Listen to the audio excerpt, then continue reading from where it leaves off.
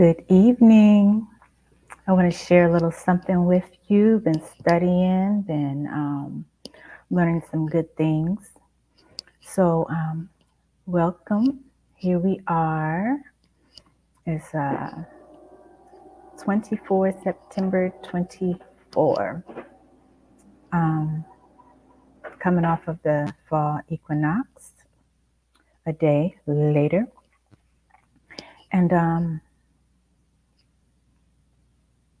I'm just sharing with you as I go, and wanting to pick up speed with what I'm doing. However, Um, Rome wasn't built in a day, and it makes no sense to do something wrong. It makes better sense to take your time and do things properly and correctly. And there goes the title for this evening is Are You Sure? Be careful about what you say, right? Because many times we speak and we do things out of emotions. Not everyone does it, but some people do. And without getting a full story of what things are, how they are, not saying I know something as evidenced by. That's very important to do nowadays. I find that here at North America, the systems that we have are near perfect. They're near perfect. But the people that implement the systems sometimes they get a little bit ahead of themselves. They want to jump to conclusions. And so you end up hurting people. Not good at all. So I want to do my part in sharing how to research a matter, how to know what you know, right? There is such a study of knowing what you know and how you know it. Um, and let me just share with you now. I heard someone I like a lot talk about, they criticized the presidential candidate, Donald Trump, saying that he spoke wrongly about the Haitians and they were not doing what they said, and it's such, racism and all that kind of thing. Well, how do you know? How do you know? Did you speak to someone who lives down there? That's how you know. You speak to people down there, or you can check yourself. You always have to verify. When people say things that sound ridiculous, it's not them sounding ridiculous that you want to react to. What if what is being said is true? Then it's ridiculous that we would sit around and be upset at the messenger. I don't know that it's true, um, but there are other people who did complain. And we do know that people are being moved around and forced into unlivable conditions. And why would someone make up something like that to make themselves look bad? So the best thing you want to do is be quiet and investigate for yourself and verify for yourself what is true. That's the best way to do things. I've been guilty of jumping to conclusions, about things. Um, Not often, because I realize that many times things are not look as they seem. They don't look as they seem, right? So I've been researching um, this matter of eradicating homelessness, um, looking at the systems that are in place here, and this land is abundant, many riches, many resources. There's no real shortage of resources. So then the matter is people's ability to manage the resources, right? Because energy is like a loop and it flows out and it's a circle and it comes back in. Um, of course, there are people who try to revenue your energy, right? Take from you and not make sure that you get back, or um, systems that are not just, right? So I've been studying this foreclosure matter, and this is in a state where there are non-judicial foreclosures. And these non-judicial foreclosures are actually unconstitutional. Now, one thing that stands out is many times people who've gotten into the foreclosures, they don't recognize the financial system that they're in. So some would say, oh, they're not covered by the Constitution because of how they receive their funds or their monies, right? I get it. So that's part of why I'm here, is to educate as I'm learning myself and learning how to apply these principles of using lawful money and not contributing to the prison industry, because these mortgages support the prison industrial complex. And it's not something that I want to do myself. And it's not really something that we feel like. I don't feel, before I had this information, right? I wouldn't have felt guilty or what have you about paying a mortgage. But after studying research, and you realize you're not really paying a mortgage, what you're doing, because pay indicates something is settled, when really we're discharging and offsetting with the Federal Reserve floating rate notes, the floating rate note. And the reason that well, there are many reasons that this note, which is an IOU, that it floats, is because it has a lot to do with the behavior of people. And people make the world go round, right? So I've been learning and I've been studying. And when it comes to this said upcoming presidential vote / election, something that comes up for me is the idea that that's fine, president is fine, whatever.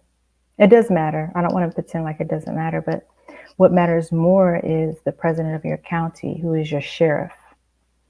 And do you have a competent sheriff? Do you have a sheriff who is approachable? Do you have a sheriff who you can provide support to if you notice that they need support? Do you know how to provide support financially and with knowledge and information as far as maintaining a livable society? All right. So in this particular state with non-judicial foreclosures, where people are more likely to be mistreated, it is important that the sheriffs know the law of the land. And the law of the land is treaty and constitution. That comes over the codes and the statutes. It's treaty and constitution. So a lot of people who look like me don't recognize that there are treaty protections for us in law. Of course, there are things that we need to do to really come into honor to be able to enforce our rights. And it's quite a journey, because there's a lot of misinformation. And there are people who will lure you into their path, and only to find out that was wrong. Or you might be on a path where you're wanting to correct your status and correct your situation, but you get so many challenges put at you, then it makes you seem like you're not doing what you're supposed to do. But really, it's like putting out reasonable effort, but because of the challenges, it's like you're on a treadmill and going nowhere fast, because it is a lot of effort. Now, I'm not saying that it's impossible, okay? Because I choose to believe that all things are possible with the Most High. And when you're using your energy to think positive and creatively, and having a heart not just for yourself but for other people, I just think that good is more powerful than evil. I really do. I've seen enough to come to that conclusion. And I know that there's actually research that shows such a thing. I know that there are a lot of people praying and meditating and casting good spells and casting roots on those who are conspiring against those who want for righteousness, right? So let me share with you this matter about foreclosures. Now, I'm understanding what mortgages are, the word dead pledge, okay? And I'm being careful. There's a lot that I'm not saying on purpose. It's not that I'm trying to be sneaky or tricky or whatever have you. I just think that you should start where people are. Let's start where people are, okay? There are 9 states that are non-judicial foreclosures. Yes, there is a foreclosure crisis here on this nation of nation land. All right. The United States of America is a nation of nations. Each state is a nation state. Okay. So let me share.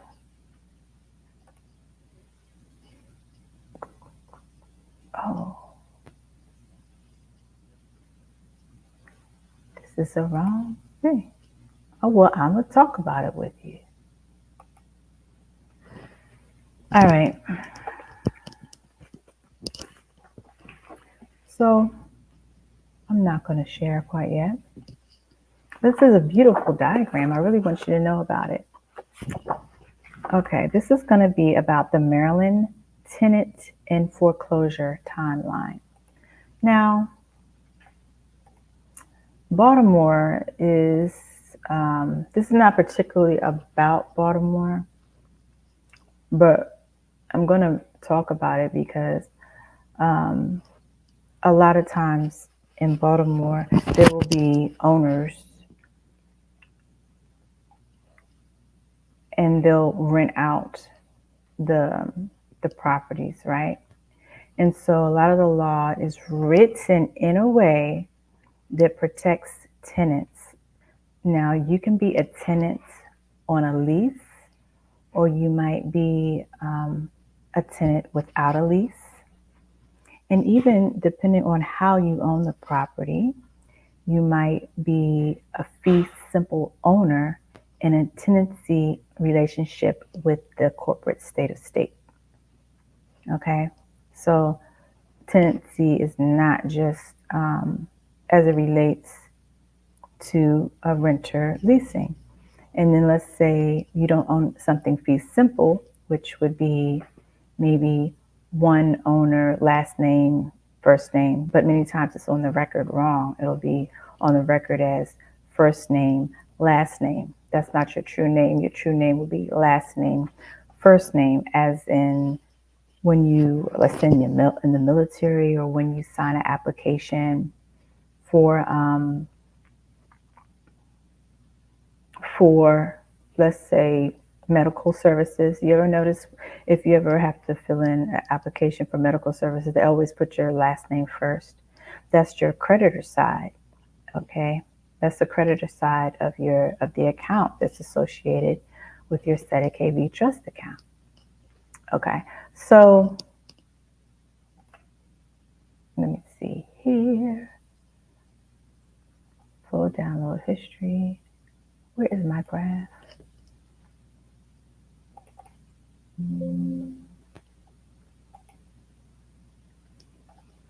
I just had it open. It just like ran away from me.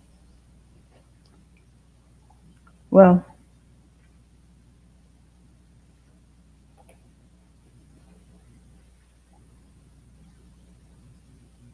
here we go. The Maryland tenants timeline. The Maryland tenant and foreclosure timeline. And I want to talk about it, like I said, because it's really designed for, where can I say this? is really designed. It emphasizes that renter, whether a lease or not a lease. And I wish I knew how to open this up for you so that you could see it nice and clear. But I have two different accounts and I don't know how to bring it over. I thought I opened it up properly. Guess not. Okay. Let me get back to where I'm supposed to be. Oh. Boom. Boom. Give me a moment.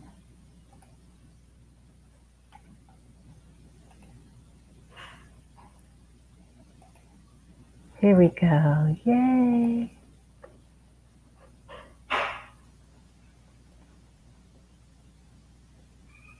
No? All right. No, I am sharing it, I think. Let me see.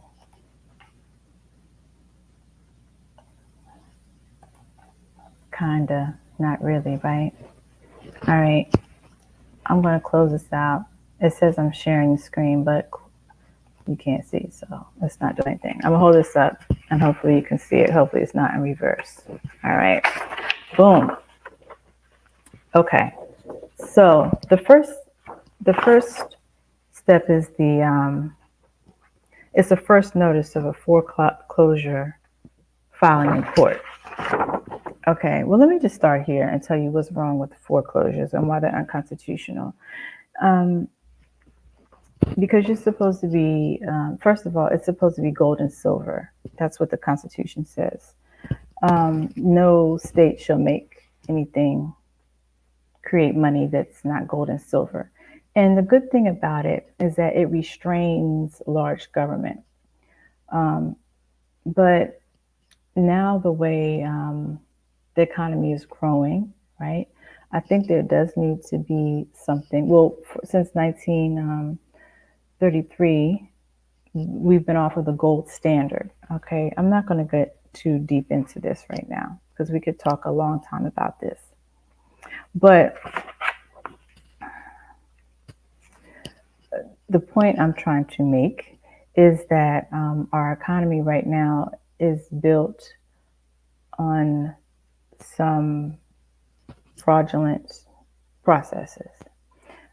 Whenever there's concealment of facts or the contracts are written above what you've been educated on, if you give your rights away and you're not, educated on the process, and then there are laws that have been passed that say, hey, this process is unconstitutional.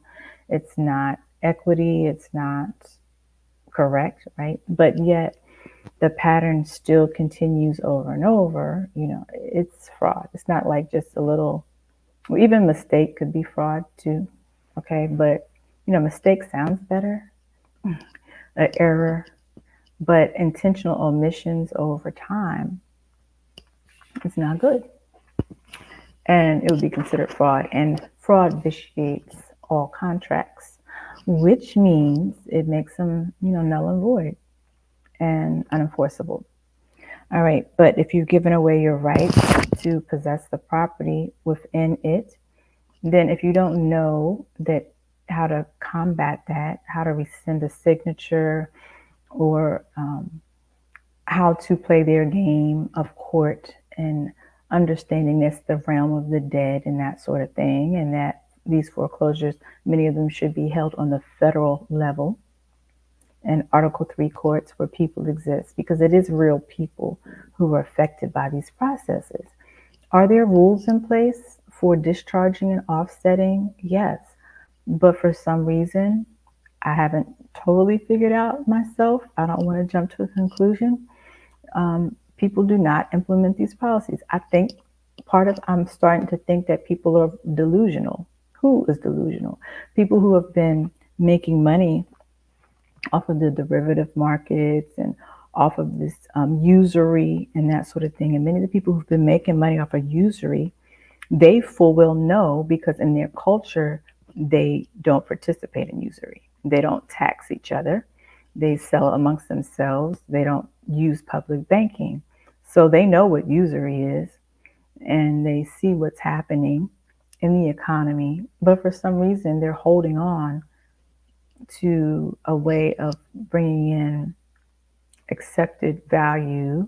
I'll say money loosely, even though they know folks like me are waking up. I guess they're going to do it as long as they can. All right. So it is important that we be knowledgeable. And so part of the trials that I've had is what's wakened me. All right. And I'm happy to be able to share this with you and hope alleviate some of your struggles. And I live in a region where the foreclosure rate is high and it's not necessarily in line with the unemployment rate. All right. So I'm going to just go back to 2007, 2009 time. Around 2007, there were mortgage companies saying, oh, get this no-doc loan. It's great. It's wonderful. I had taken an appraisal class, so I'm like, that's okay. That doesn't seem right to me because the market's about to shift. It, like every 20 years or less, what have you, it shifts. So everything is great. Everyone's money's great. Everything's fine. But I'm like, that's not going to last. Why would you take out a loan thinking that the value of your home is going to go up when it's not promised that it's going to go up? And at some point, it's not going to be the case where you can borrow more than the value of your home on a no-doc loan. People were getting $5,000-$10,000 back on closing on a new home, right? But then you look to see how many homes are on, let's say it was condos. There were new condos, right? They're paying people to get into these condos. And they're like, yeah, I'm going to get into a condo and I'm going to rent it out to somebody. But did you check the market to see how many other condos were for rent and vacant in your neighborhood? See, these are things that they don't tell people. And if you don't know how to judge what you should pay for a property or not, you would never think, okay, I'm going to look up to see how many vacants. Because if you got $5,000 to close on a home, and then it's like 15 other vacant properties just on a certain block, then who's going to pay for your dead pledge mortgage? Who's going to pay for that? Right, that $5,000 will go very quick.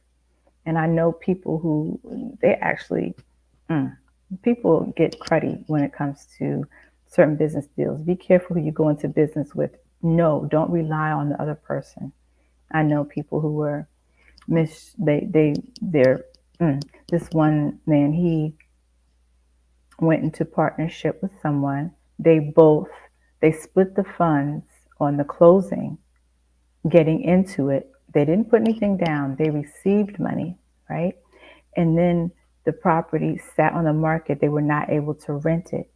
But the one man, he received the money, but he did not put his name on the deed. He only put his name. Which one was it? Yeah, he put his name on the loan to get some of the money, but not the deed. And so it was like a problem in transferring the property, right? I think that's how it was. Yeah, there was a problem with transferring. And I knew both of them. And I told the one of them, I think I told both of them before they went into it, that's not a good deal. It seems like a good deal now, but it's not a good deal. So maybe 10 years later, it was a good deal if you could wait it out that long. All right. Okay. So mind you, when that happened, these no-doc loans, they ended up blaming the people who got into the no-doc loans for lying on their no-doc loans, for not telling the truth about their income.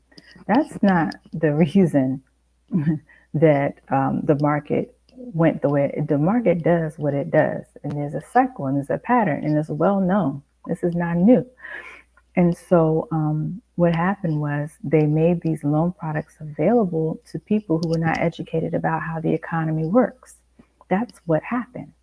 I went to the seminars where they were, telling the mortgage brokers, just get them in the loan. They'll be fine. They'll refinance from their 0% interest to whatever, and it wasn't true. Okay.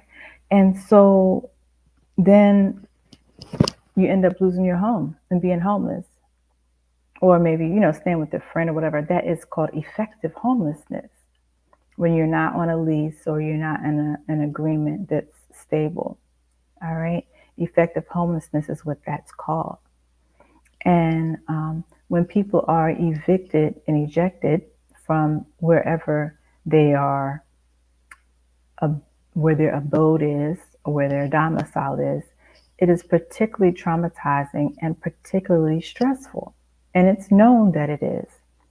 And so my journey is helping, okay, how do we go to something that's already unconstitutional, to someone being ejected from somewhere where they had rights, occupancy rights? Now, we're not even talking about someone who might have rights as far as inheritance and heirship, right? As the originals and Moors can claim a allodial title, right? So we're not even getting there yet. Okay, that's a thing too.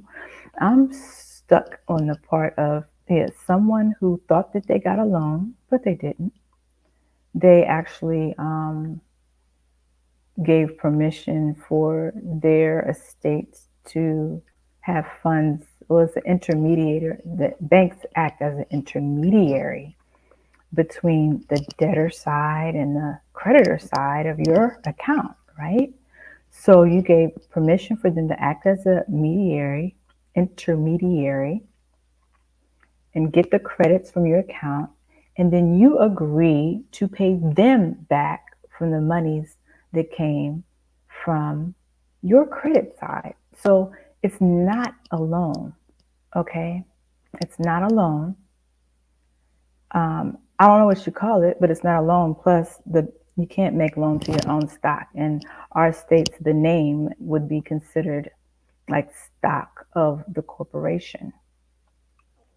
All right. So there's several points here that make it not a legitimate process. All right. Now, with that said, if you go to the library and look up the code for whatever state that you are, and I could talk to them blue in the face, it's not going to replace you reading for yourself and coming to a knowledge of what it is, because it's in the law books. It's in the law books. Constitutionally, the ramifications, separation of the note, the promissory note, and the deed of trust, and what that is. This is well-established law that many people are just not familiar with. Okay, but how do we go from all that to a sheriff deputy actually helping to trash someone's belongings? How does that happen? Well, the way it happens is people are not knowledgeable. And so we need to support each other, because, you can sue all day, but if someone doesn't gain the knowledge, they're just going to keep on doing the wrong thing. Because I bet you however much money is paid out on a lawsuit is just a drop in a bucket for how much is made. And when I say money, I mean moon energy. Moon energy. This is our energy, right? So this timeline in foreclosures, it's this. The first notice is a foreclosure filing in court. This is a non-judicial state. Notice to occupants, sale may occur after 45 days. Okay, so they send you something in the mail. Now, are they sending it to the right person? Is whoever you're sending? We have a lot of baby boomers, right? So there is going to be a need, because I don't think it's going to be all one day, everything is just going to be perfect. No, I don't imagine that. But once there are processes put in place, there will be a shift, that it won't be painful. Just follow the rules. That's my theme. Follow the rules, and it's not so painful, or it's not painful at all, right? So anyway, Notice to occupant, sale may occur after 45 days. So now the occupant could be a renter, it could be a homeowner, okay? And these, I'm talking statutory terms. I'm not talking like people. That's a whole nother thing. But last I checked, it is people in these roles of occupant, renter, homeowner, whatever. All right, so 45 days later, and I would just say that's a loophole right there. They could be mailing something, have the wrong address. See, what's supposed to happen based on the Federal Reserve circular is that when someone nationalizes, when someone wakes up to be like, why are you pillaging my account? Why are you taking out double mortgage payments? Why are you disregarding my power of attorney that I've given to someone? Why am I being treated like garbage, right? When they wake up and be like, hey, that's not fair. There's actually supposed to be a discharge and offset at the New York Federal Reserve. That's what it says in the Federal Reserve circular, right? I don't know why that's so hard to do, because people are addicted to that back end insurance money, but like I'm saying, that's not sustainable. That's why I say it's a delusion, because how much longer are you going to do that wickedness and think it's not going to come back around? I personally think it's up. Okay, but anyway, so notice to occupant may occur after 45 days. The second notice is a 10 to 30-day notice to the occupant of a foreclosure sale scheduled the day and the time. And then there's a foreclosure sale. Now, the court ratifies the sale 30 days if no exceptions. Well, ratify means that they, verify it. They say, okay, this is, I don't know what a better word, what a different alternative word other than they kind of seal it. All right. Now, after 30 days, if no exceptions, what is an exception? Exception might be an administrative process, or where you do a counterclaim. That would be what I could think of would happen if no exceptions. A counterclaim, or maybe the one who put in a bid for the property, maybe they retracted their bid or what have you. Now, this is really a simplified timeline, because when I researched the laws, it is the case of where there are about 10 community development financing institutions that are there to assume that mortgage, and they assume the mortgage, and then the rights of possession remain the same between the first mortgager and the community development institution.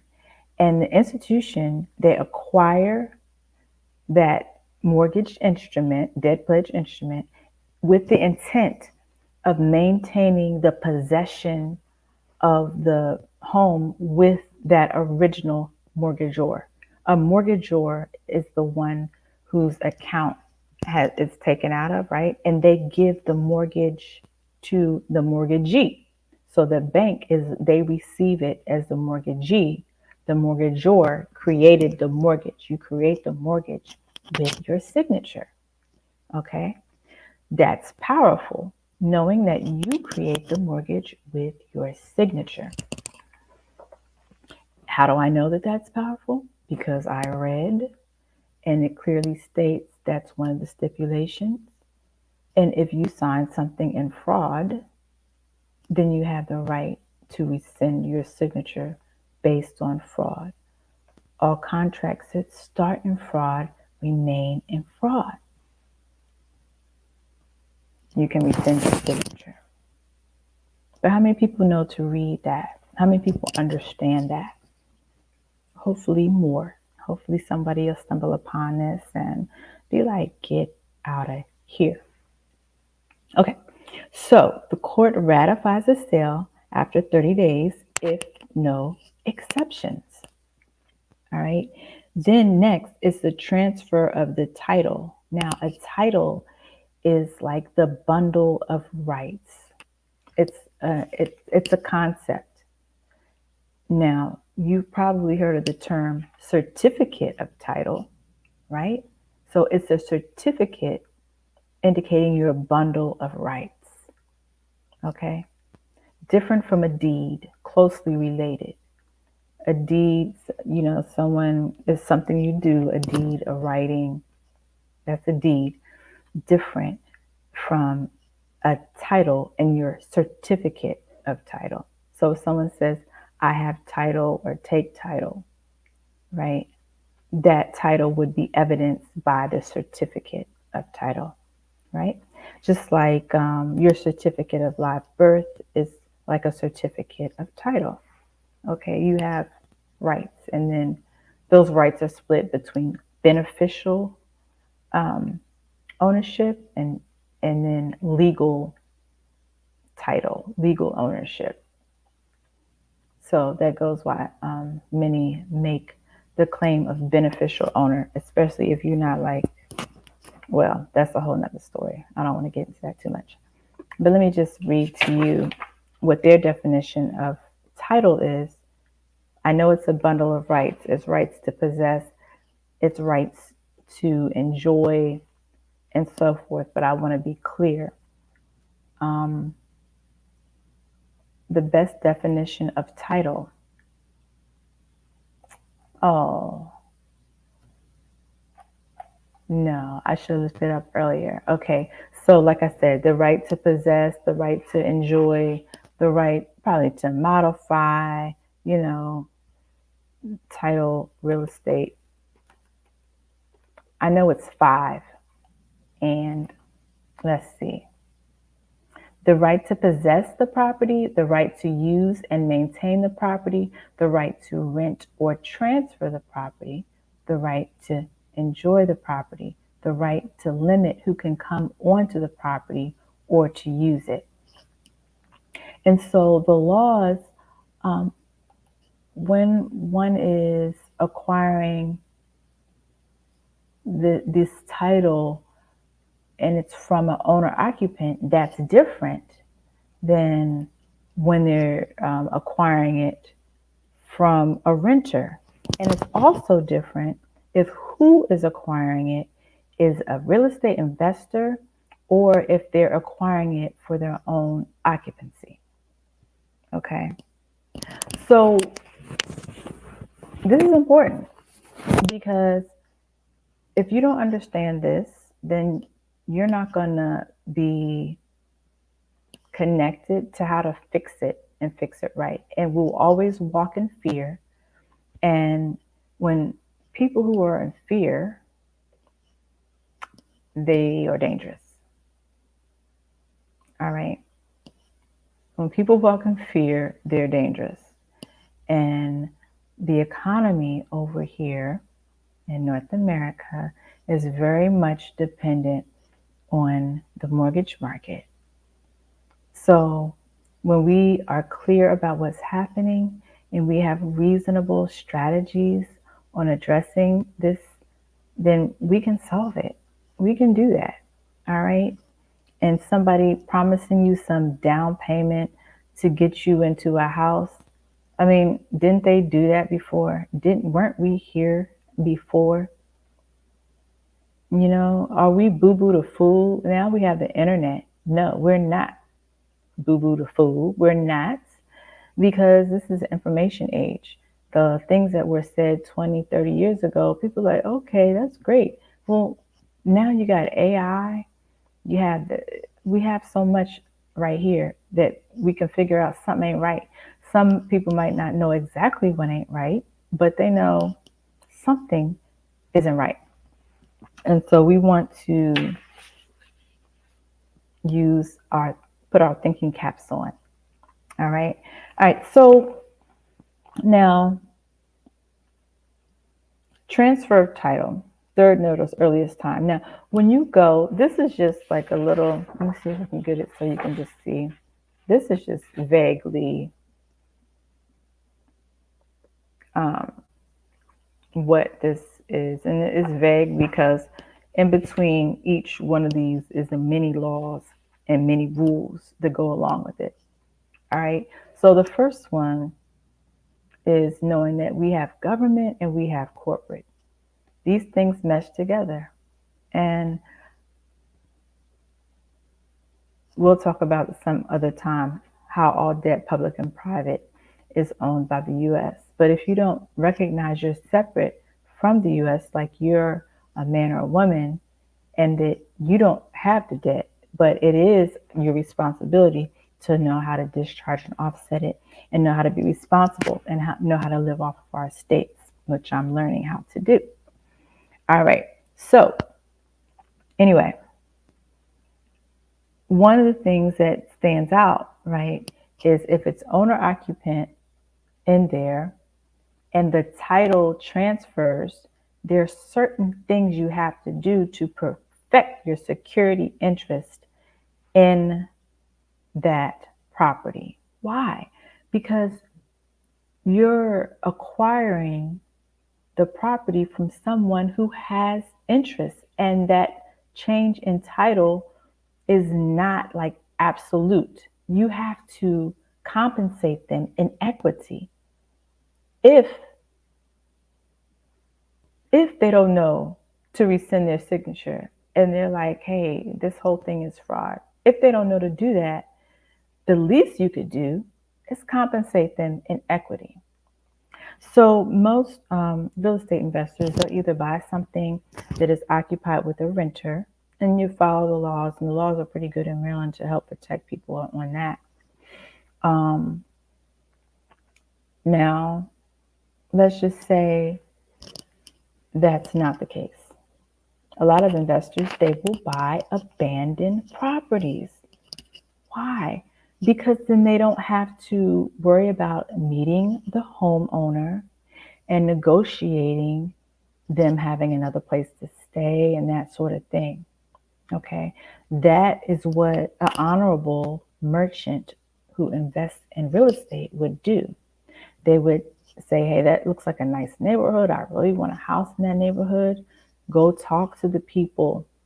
First of all, you know if they're an owner or not because you can look on the land record. You know how to look up the land record to see if someone is a owner occupant. So you don't have to go knock on the door to find that out. You can find that out by looking at the record. If there's any kind of question about that, you could knock on the door. I mean, I'd be careful nowadays, but send a letter is a common way to do it. You don't just really go knocking on doors. It's better to send a letter and ask. Okay. And there are more details of that, but I'm not going to get into all that. Okay. So now 90 days in, right? Now, so like I said, some of these banks, they're accelerating people's mortgage payments, which is their gifts, their donus. It's not really a true payment in the definition of the word payment, but most people don't know that. So they're accelerating the payment. They're, depending on how you have your account set up, they might be pillaging your account, putting you in a situation. All right. Whereas you had a whole bunch of funds saved, now you don't. You thought it was your account. You start reading and you realize, no, it's not. All right. So the term you have, okay, 90 days in, right? They've started the foreclosure process. Now, the transfer of title was the third notice, right? And it depends on who was in there on what that looks like, right? And who's trying to purchase it on what that looks like. But you have a term tenant. They remain a term tenant for 90 days. It says a term tenant remains a term for 90 days or whichever is longer. I will get back to that. That's really the whole point of what I wanted to share with you. I want to stay on that for a little bit. But let me read this. Or the month-to-month, a month-to-month tenant. So basically their lease agreement is month-to-month, right? They have 90 days to vacate the property. They have a lease and it's month-to-month. They have 90 days to vacate the property. All right. Now, let's say someone is a non-bona fide tenant that has no right to further stay,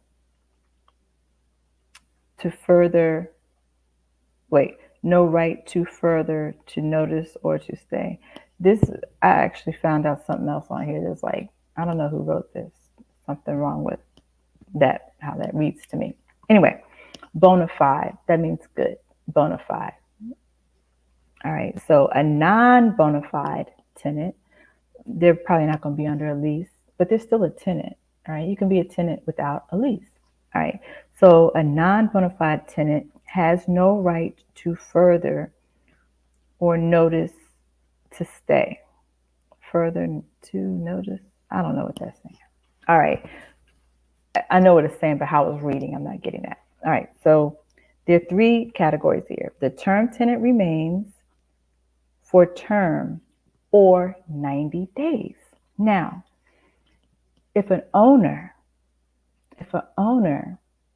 is a type of tenant and your purchase of the mortgage contract, your interest in the mortgage contract, right? If that is what you're getting at the foreclosure, right?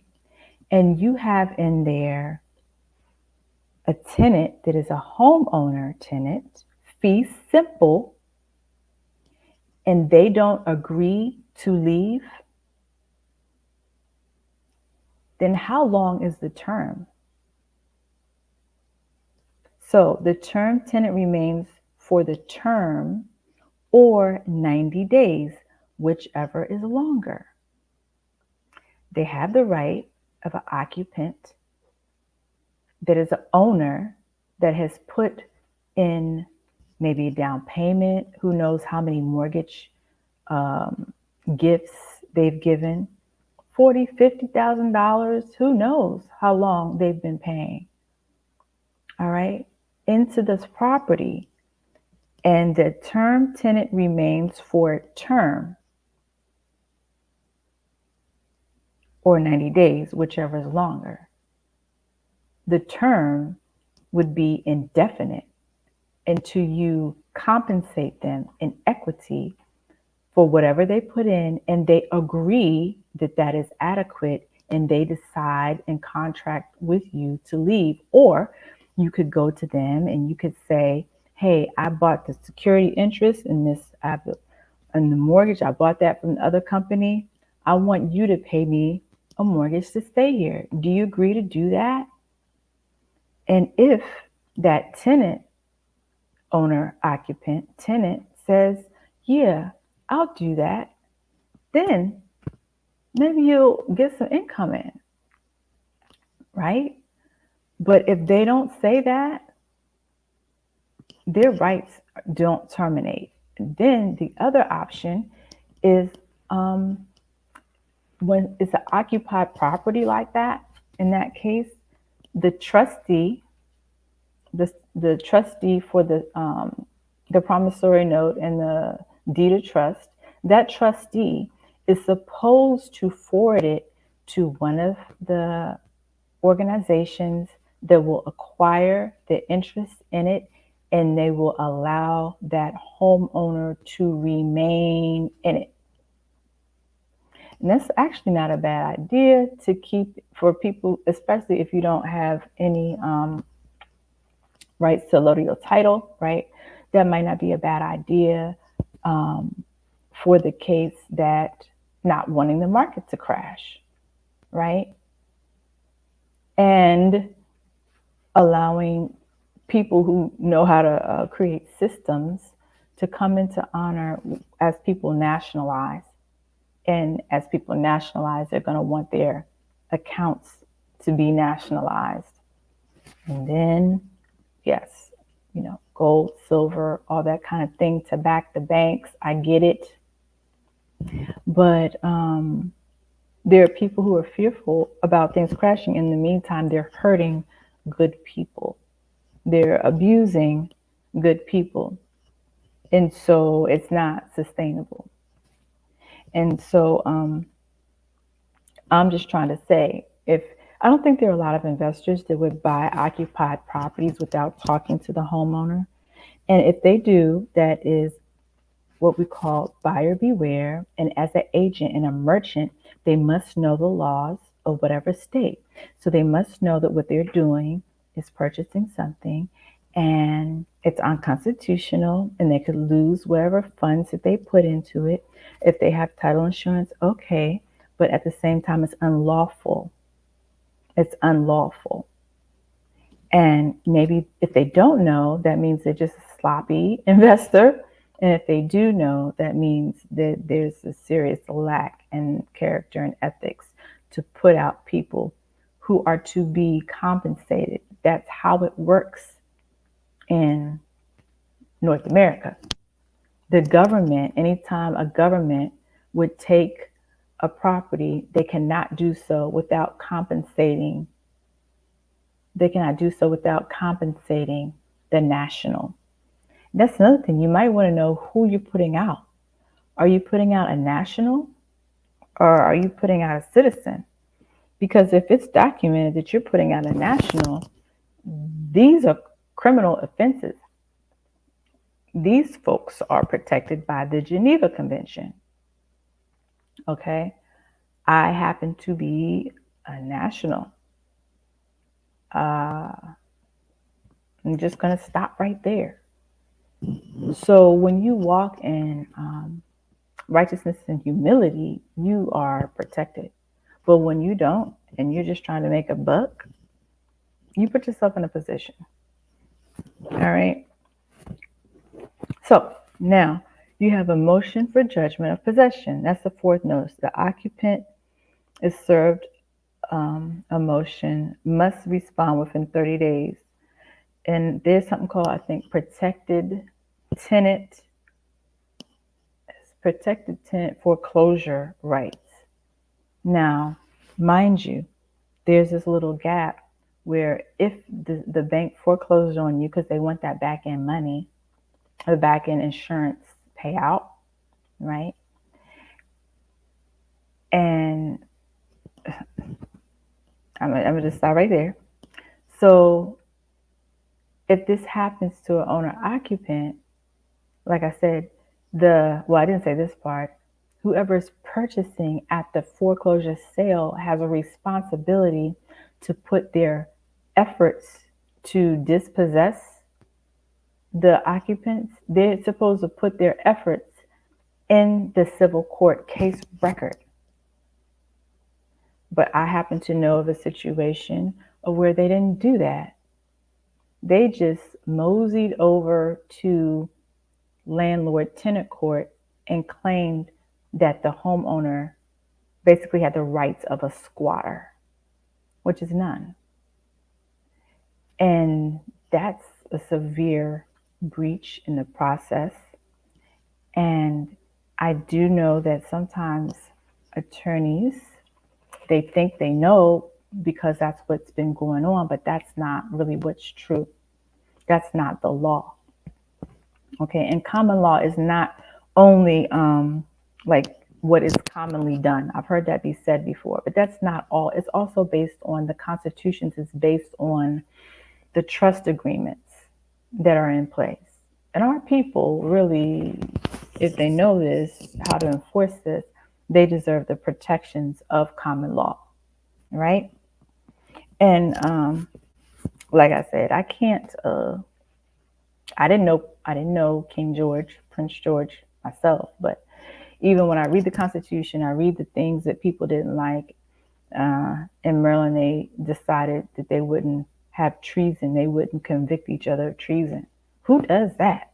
Who says that we're just not going to know? We can do whatever we want to do. We're not going to hold ourselves accountable for treason. But see, on the federal level, there is such thing as treason. So my point was to say that King George was supposed to be so egregious. Maybe he was. Or maybe he just wanted you to be orderly. I don't know which one, technically, but I have a concern after I read about it some more. I'm like, Y'all were just wilding out and wanted to do whatever you wanted to do. Well, no wonder you didn't like King George. All right. And also there were some protections there for those, the uncivilized Indians.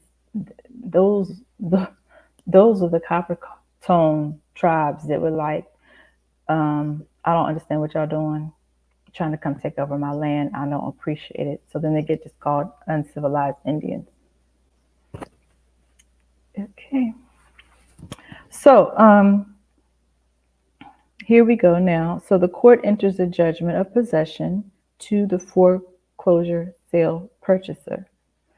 But the way it is, that's the fifth notice. But if they follow the law, then it's going to be rare that it would happen like that. Like I said, it's going to be the mortgage note is going to be assumed by an organization that has the goal of keeping the homeowner and the property.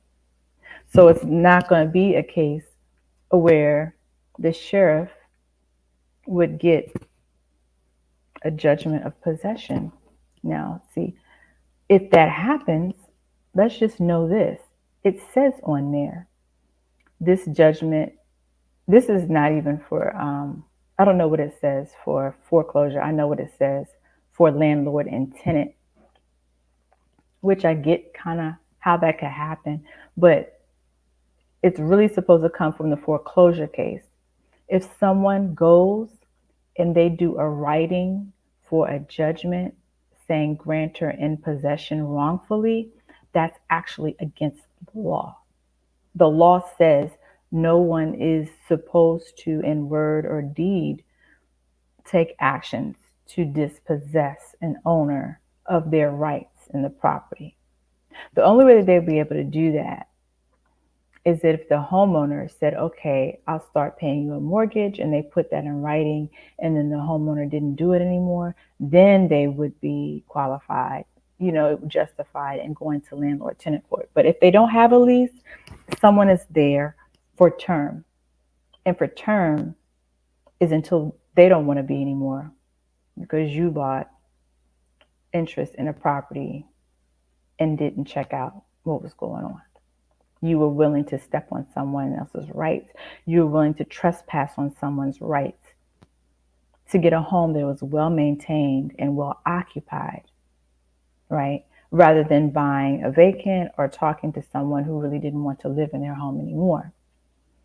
And so that would be called larceny or theft, right? So these are I'm just trying to say. So it says on there, it says the judgment for possession except where another law overrides it. So the law would be the law of the land, the constitutions and treaties, and the sheriffs are responsible to the people. Well, the ones in the brown, the ones in the black, they might be funded other ways. But at the end of the day, everyone still has a responsibility to the Constitution. It's Loper versus Raimundo. Is a very recent decision. We heard all about Roe v. Wade, but nobody's talking about Loper versus Raimundo, where all these administrative procedures, all these are notwithstanding to the Constitution, don't have any standing when you compare it to the Constitution, and having the right to be secured in your own property and your own effects. All right. So I hope this wasn't too boring, but I just find it real interesting how people, gather around a process, and if they really read it and understood it, I know that they would find it disgustingly repugnant and they wouldn't do it. But more people than I thought can't or don't read. And I know some of them can't read because they wouldn't be trying to defend it. I had a conversation with the deputy sheriff, and the fact that he just said, "Oh, I'm sorry, have a nice day." And the other one said, "Yeah, I don't want to keep getting sued." It's like, do you not understand? Just keep do the right thing and you won't be sued. What's the problem? What is the problem to read that piece of paper doesn't tell you to do what I say do? It says, do what I, from the magistrate, do what I say do, as long as it's not against the law. But you, like Boo Boo the Fool, just do what he says to do because you don't know the law. But that's what you get paid to do, is enforce the law, but you don't know the law. So I just encourage everyone to read. I encourage everyone to be active participant in their communities. You're either an active participant and you're part of bringing order to the lands, or you're a chaos causer and you get to choose which one. You get to choose. And the universe is forgiving, you know. So, but that doesn't mean it's not our responsibility to come into honor. And so I speak to myself as well. I don't put anyone down. I'm just saying it is our responsibility to keep learning. And so we can make a change, and then we can then invite other people along, our journey. So things can be better rather than waiting for some presidential election to like fix the world. It's not. Do you think either one of those candidates can like fix the world? No. And only you can fix you, and only I can fix me. And so I encourage you to study and read, learn about. It's a lot of people out there now talking about the foreclosure crisis. So find out how to properly settle if you have a mortgage, learn how to properly settle your debt pledge. Okay, I'm learning how. I'll let you know. All right, when I get it together, I'll help you out. So peace and love, and let's make it happen.